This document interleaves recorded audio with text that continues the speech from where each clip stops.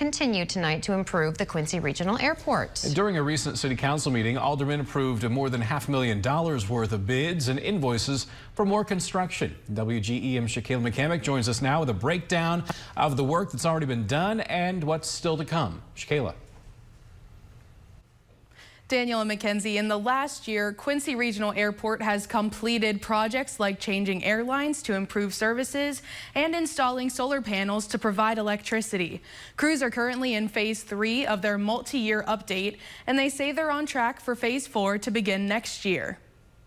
The bottom line will be increased safety, and that's what we're looking for. Safety is at the forefront of Airport Director Chuck Miller's mind in completing and preparing for more construction. Even changes that appear to be only cosmetic, like repainting a hangar at the airport, are done with the intention of keeping travelers and pilots safe. Paint helps to prevent corrosion and helps to keep structures viable for longer, and it needed it.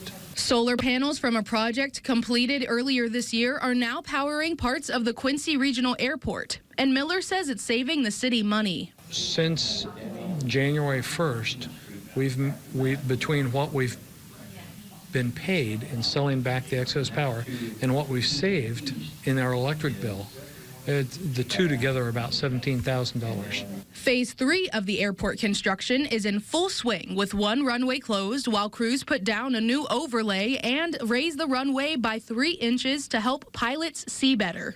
The runway will remain closed throughout the summer. And Miller already has his eyes on repairing a terminal which he says has been getting Band-Aids for too long. On one side, the foundation is settled, which has led to a cracked window. It's led to doors that won't open. It's led to a fair-sized crack in the floor. But he says construction on that will have to wait until he can get a plan put together to address the issues. Phase 3, the current phase of airport upgrades, should be done by next year. Miller says he hopes to see the final phase of upgrades, Phase 4, underway by next summer. Shaquille McCamick, WGEM News. Thanks, Shaquilla. And upgrades are being paid for in part by Federal Aviation Administration money and the Illinois Department of Transportation. You can find a full list of the approved projects for the airport on our website, WGEM.com.